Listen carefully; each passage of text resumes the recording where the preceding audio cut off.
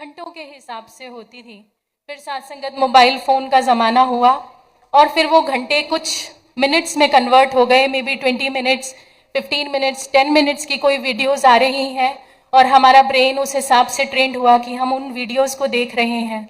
और सत्संगत आज का ज़माना रील्स का है, शॉर्ट्स का है, जिसमें फ्यू सेकेंड्स ही सत्संगत को एक पूरी स्टोरी बता दी जाती है। और हमारा ब्रेन भी अब उस हिसाब से ही ट्रेंड है कि हम वो कुछ सेकेंड्स में ही वो बात सुनना पसंद करते हैं, देखना पसंद करते हैं। तो सत्संगत इसी कड़ी में 2-3 दिन पहले ही सत्संगत दासी ऐसे कुछ रील्स स्क्रॉल कर रही थी और हजूर के सत्संगत उसमें विचार उस रील में आए।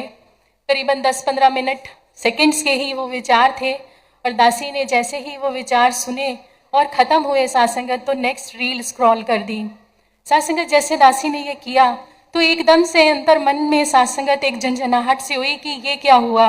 क्या मेरा फोकस केवल जो उपदेश आ रहे हैं, जो मेरे जीवन को बदलने वाले हैं, जिन पे मेरी लाइफ फोकस्ड होनी चाहिए, जिसके इर्द गिर्द सत्संगत मेरा जीवन चलना चाहिए, उन विचारों को मैं केवल कुछ सेकंड्स के लिए ही सुन सकती हूँ या उतनी ही फोकस कर सकती हूँ।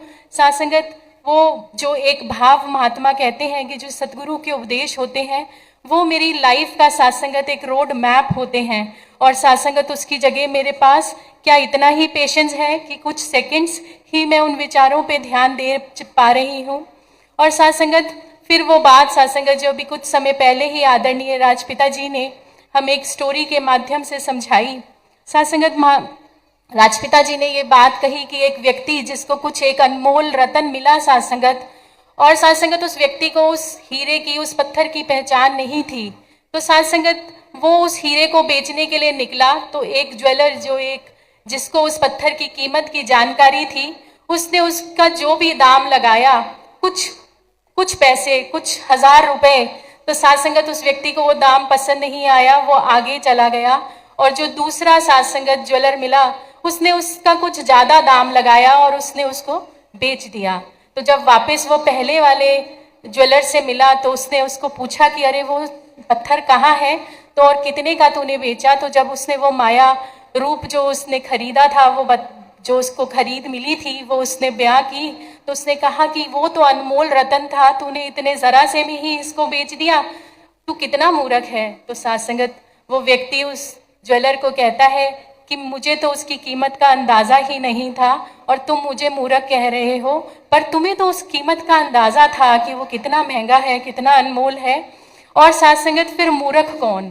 तो सत्संगत वही बात आज दासी को ऐसा लगा जब ये थॉट हृदय में आया कि मेरे अंदर कितने पेशेंस हैं, मैं कितने सेकंड सत्संगत स्पिरिचुअलिटी के साथ, इसकी बात के साथ सत्संगत इसके उपदेशों के साथ रह सकती हूँ, तो मैं कितनी मूर्ख हूँ। क्योंकि सत्संगत बचपन से आप जी के चरणों में बैठने का मौका मिला। इस ब्रह्म ज्ञान की सत्संगत कितनी कीमत है, कैसे ये जीवन को सुंदर बना सकता है, इसकी जानकारी हम सबको है। लेकिन सत्संगत इसकी कीमत हम अगर इतने कैजुअल होके ही लगाएंगे तो सत्संगत फिर वो मूर्ख ही कहलाएंगे।